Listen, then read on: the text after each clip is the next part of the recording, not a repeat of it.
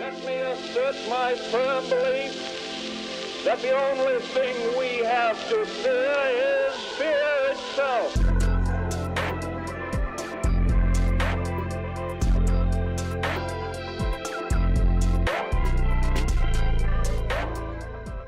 Can you beat Fallout New Vegas as a Barbarian? What does that mean exactly, and what rules and regulations will be set for this run? For starters, I based my character off the Barbarian from Clash of Clans, meaning I will need a sword-like melee weapon. To make it more of a challenge, I decided that I would use a 9-iron for this run, as the other sword items in the game are very powerful, and the golf club feels like a knockoff sword. The only other rule for this run is that I'll need to take care of factions through violence as a Barbarian would, diving headfirst into combat and asking questions later. With little explanation out of the way, let's begin this challenge run. Starting the run, I wake up in Doc Mitchell's house after being shot in the head. I proceed to give him my name, so I choose Barbarian, obviously. For the first time ever, I also decide to take more than 30 seconds with the character creator and spend a whole 48 seconds making my hair look like a Barbarian from Clash of Clans. And I think I did a decent job with what options I had. Now it was time to walk over to the tester and select my special stats. Well, since I'm a Barbarian, obviously I got 10 strength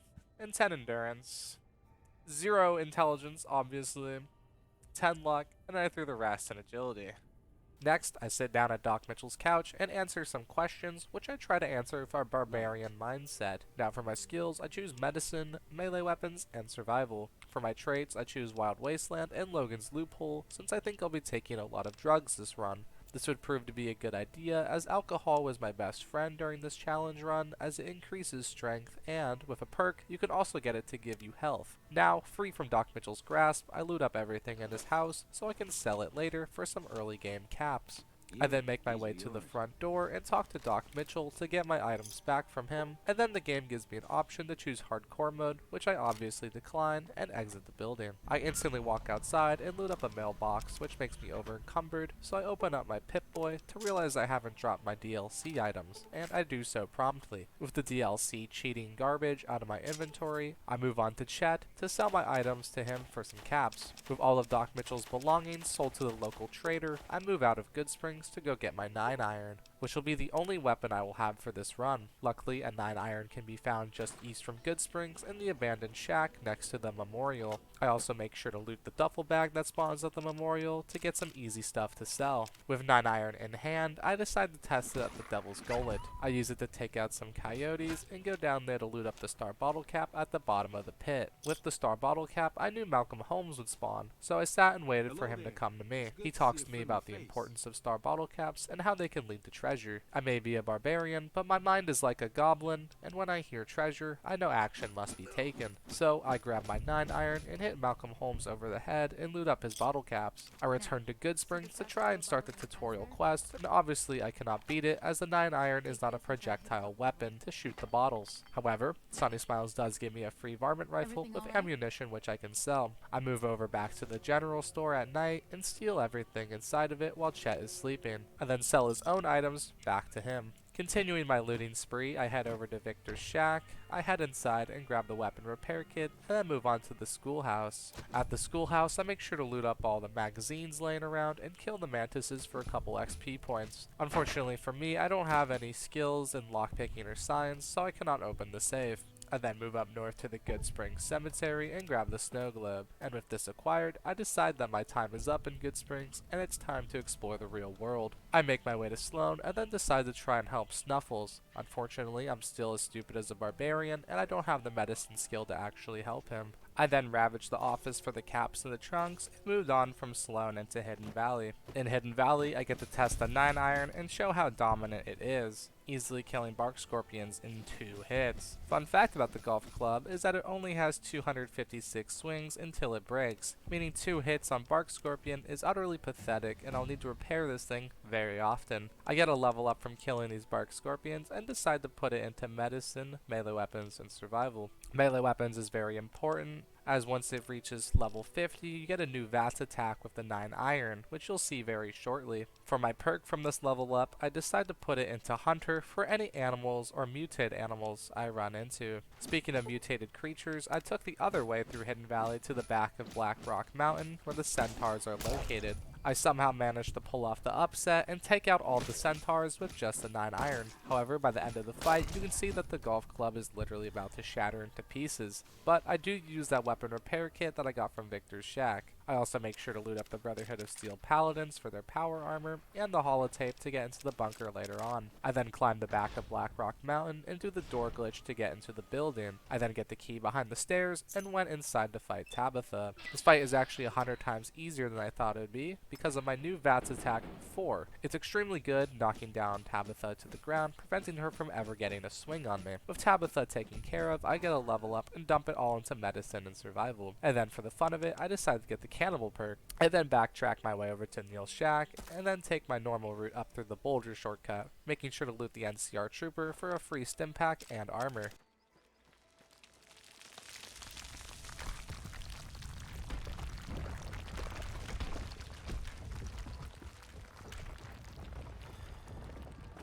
Now up through the mountains, I make my way to the Dorado substation to discover it for later and make my way to the 188 trading post. At the trading post, I buy up all the good food so I can use it to heal. Jumping ahead a bit and continuing the trend of buying food, I make my way to the Grub and Gulp outside of Vegas and buy up all their food items as well before making my way to Camp McCarran. On the way to Camp McCarran, I bait out some fiends to fight the NCR soldiers so I can loot them up. I repeat this process on the west side of the wall, and unfortunately these NCR troopers aren't as lucky and end up dying. However, this is a nice paycheck for me as I take all of their loot. Eventually, even more soldiers get involved and avenge their friends, and with this, I loot up the dead fiends and make my way inside Camp McCarran. Surprisingly, there are no guards at the door to the monorail, so I'm able to loot up the soda machines outside the door and then head on to the monorail with ease. Now, officially on the strip, Victor greets me and I ignore him and head straight to the Tops Casino.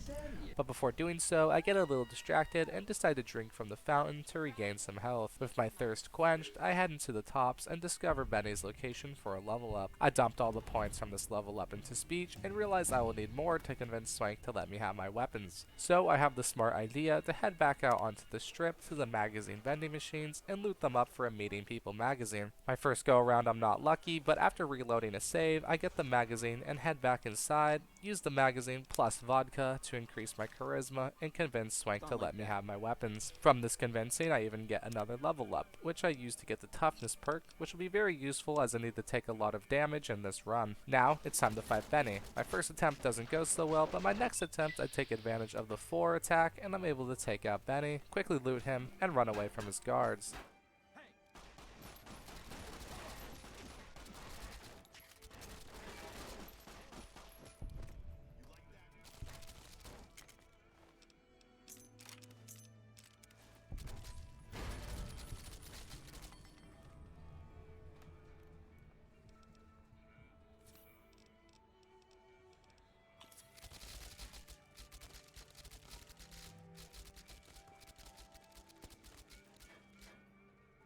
I then get greeted by Volpez and the NCR trooper, who try to recruit me to their factions. Unfortunately for both of them, I'll be doing an independent ending, so they're both enemies to me. I now make my way to the Lucky 38, open the doors, and take the elevator up to the penthouse floor. Now on the top floor, I speak to the Lady Securitron and hand over any snow globes for some nice caps. I then speak to Mr. House and turn in the platinum chip for a nice 1,000 caps, and he gives me an additional reward, which is to watch a 2-minute long demonstration in his basement. He then tells me what to do next, which is to go to Caesar's camp, and I agree. But first, I move to the cocktail lounge and get the snow globe before heading out. Once outside, I get ambushed by a follower of the apocalypse who wants me to bug the tower.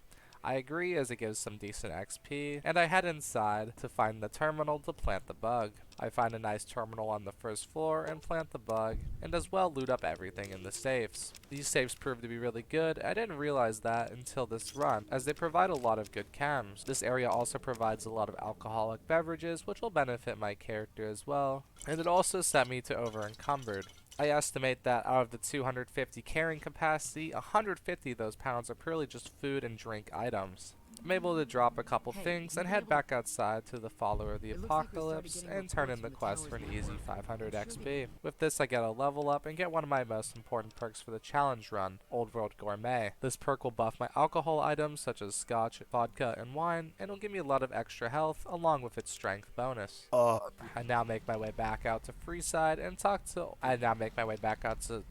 My god, bro. I now make my way back outside the Freeside and talk to old Ben real fast, as he warns me not to go past the gate greeter without talking to it. And right as he says this, an NPC does just that and runs straight through. Here's the following result.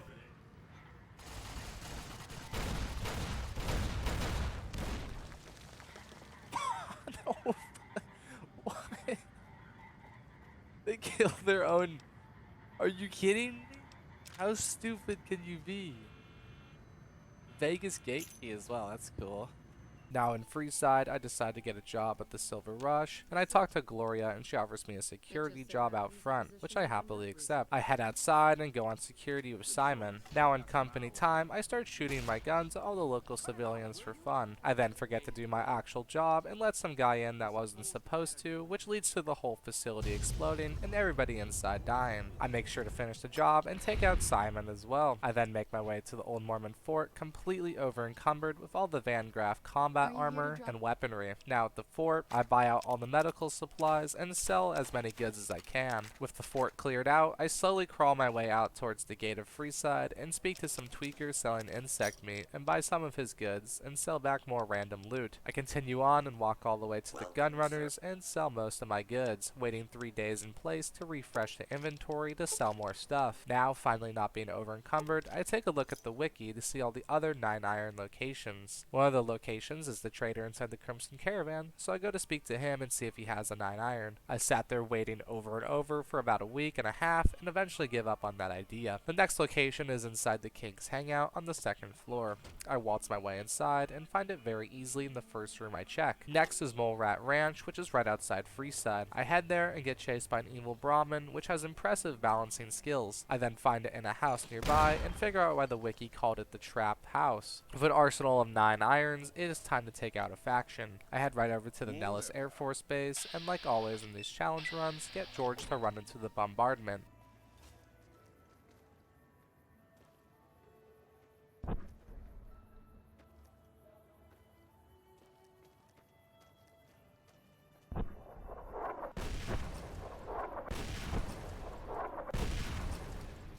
I loot him up and make my way through the bombardment right up to the gate. They bring me to the leader Pearl, and I decide to help at first. I head over to the medical building to heal all the patients for some nice XP, and I realize that I'm missing the entire point of this challenge run, and start swinging on the doctor and all the patients I just saved. I then go building the building, starting with the barracks, and swing on all the soldiers. Luckily for me, their tactics of only using explosive weaponry backfires, as friendly fire takes out a majority of the enemies for me.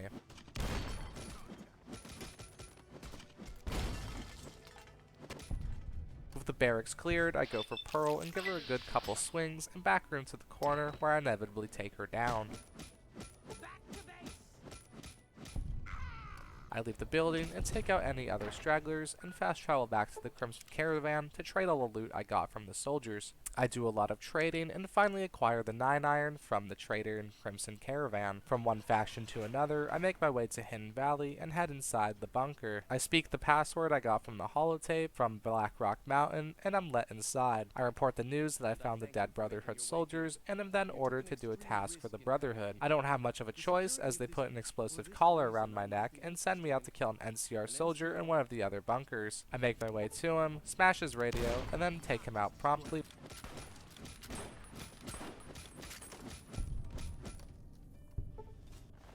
I report back to the Elder and he calls me a brute, but I'm actually a barbarian, and then I pickpocket him for his keycard. I then pick the keycard of Head Scribe and Head Paladin and make my way to the self-destruct terminal. I activate the self-destruct sequence and make my way out promptly.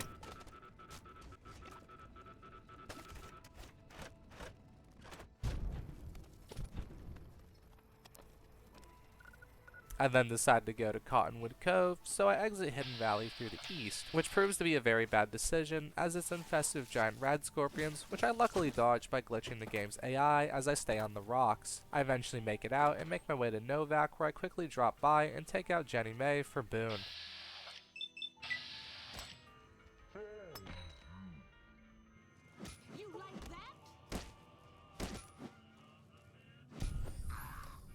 I then make my way to the dinosaur and pick the door to find hundreds of rare trinkets. Knowing that Cliff Briscoe has been lying about the rarity of these items, I take him out for the better of the town. And finally, I took out Daisy because I don't like old ladies. Jumping ahead a bit, I make my way to Cottonwood Cove and head out to the dock to take the raft up to Caesar. Right after I agree to take the raft, my game freezes during loading and crashes. Classic Fallout New Vegas. After rebooting the game, I make my way to the fort, quickly talk to Caesar, and then do as he asks and make my way to the building.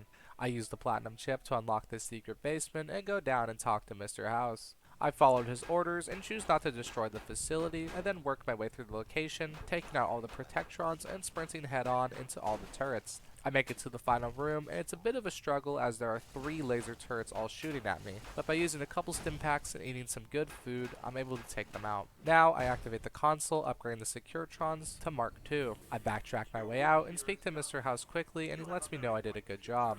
I leave the bunker and head back up to Caesar's tent, and he lets me know that I also did a good job and grants me some decent XP. I fast travel back to the strip to talk to Mr. House, and he lets me know of the faction called the Boomers. At this point, I'm a little confused as I thought I took them all out, but I forgot about the hangar as Loyal is in there and needs to be taken care of. I fast travel back and enter the hangar, and am instantly jumped by Loyal and Jack. They put up a pretty decent fight, but in the end, 9 iron is too good for them. The hangar also provides me with boxes of combat armor and combat helmets to repair my current set. I report back to Mr. House to let him know I wiped out the Boomers' leadership. At this point, I've decided that I've had enough of working for Mr. House, so I move over to the terminal to unlock the secret bookshelf door and run for the elevator. I make my way into the secret basement and pull out the 9 iron and end his life. By doing this, I also do a hidden challenge, which gives me a lot of extra XP. I then make my way out of the Lucky 38 and go over to the bar, which has plenty of drinks for me to loot. I then realize after all this slaughter that I've burned through all my 9 irons, and I need somebody to start repairing my current one.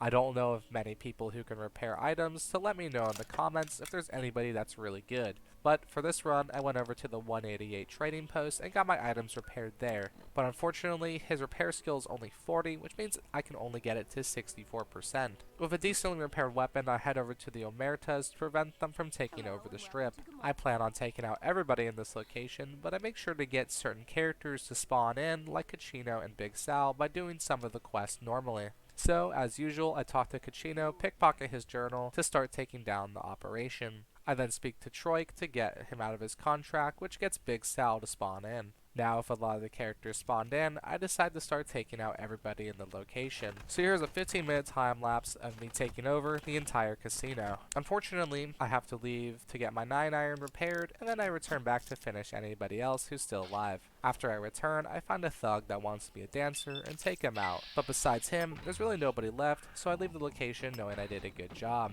Now, I decide to get Yes Man involved and have him take over Mr. House's position at the Lucky 38. I head back to the Lucky 38 to get my ears blown out by Yes Man. I talk to Yes Man about the factions, and he reminds me that I need to speak to the White Glove Society. So I head there right away and take out everybody inside in another casino slaughter. I even return Ted to hack Gunderson and allow him to put up a blockade to the strip, cutting off all the food supply. Moving on to the next faction, I head over to Red Rock Canyon to go speak to the Khans. I also stop by the Great Khan Armory to take out anybody down there. Unfortunately for me, my 9 iron breaks and I have to reload the save. I then head back to the 188 trading post, get my 9 iron repaired, and then go back to finish the job. I then made my way into the canyon and sneak up on all the Great Khans from behind. I even managed to one-hit some of the enemies by using the 4 attack and a sneak attack critical. After clearing out the outskirts of the canyon, I make my way inside the longhouse and decide to make my life easier by getting Carl killed so I have one less person to fight in this tiny little room. So I speak to Papa Khan and ask him about Caesar's Legion and then leave the longhouse to trigger the quest. With this done now, I head back inside and get Carl's journal, which details his distaste for the Great Khans. I show this to Papa Khan and then all hell breaks loose, and during this chaos I take the opportunity to take out Papa Khan, which nobody actually noticed. I then sneak attack Regis to start the all-out war inside the building. I use some scotch and some other healing items and start going out on a rampage.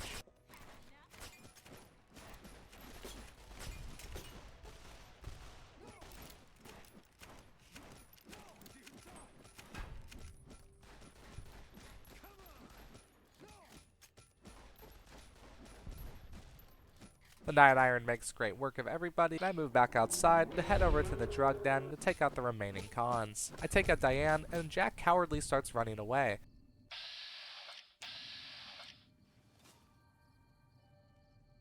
He eventually makes his way back, and on his walk back, I sneak up behind him and take him out. With this, Red Rock Canyon is cleared, and I can fast travel back to the Lucky 38. I report back to Yes Man about all the factions, and then he tells me to take a module to the El Dorado substation. But before I do this, I think it's time to get my final weapon of the run, which is Driver Nefai's 9-iron. In the process, I also decided to take out all the major Fiend leaders like Cook and Violet. The fight with Cook is a hard one, as my 9-iron is about to break, so I need to be very sparing of my attacks, so I use the VATS 4 attack the entire time until he's low enough to just spam him. I then go back to the 188 trading post, get my 9-iron repaired for the 100th time, and go back to Fiend territory to find Driver Nefai. Finally, the man himself. I'm better at golf clubbing than him though.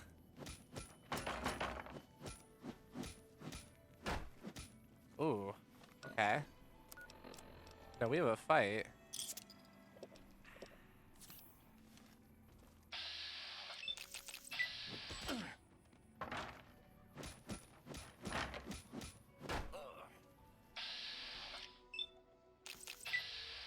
Four. There we go.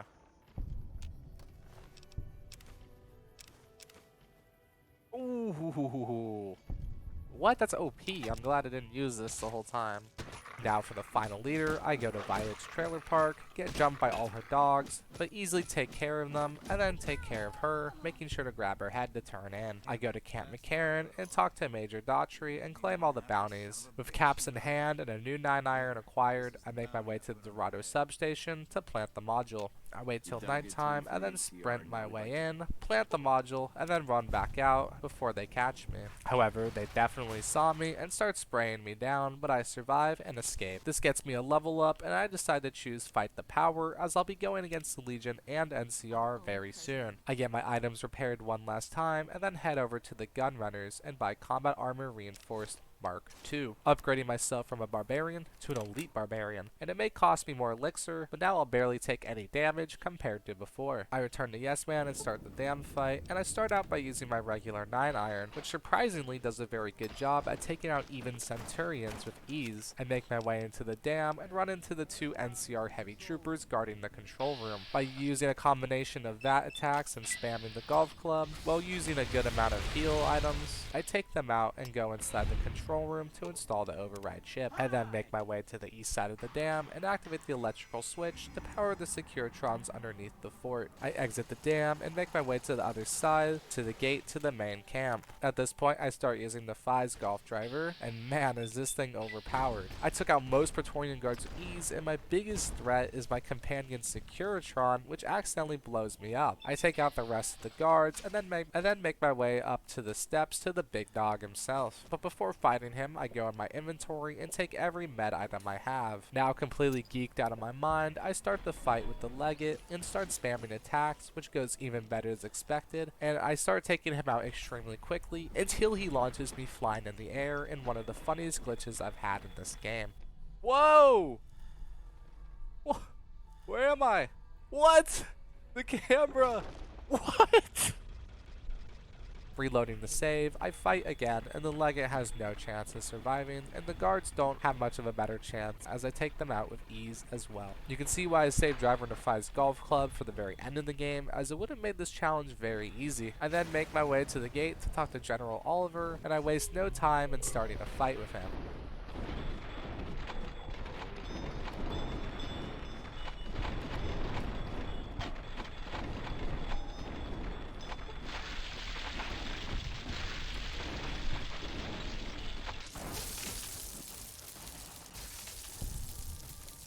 With the General and his Rangers dead, I beat Fallout New Vegas as a Barbarian. If you made it this far, thank you for watching, and your support really means a lot to me. Make sure to like, subscribe, blah blah blah, YouTuber stuff, and I'll see y'all in the next video.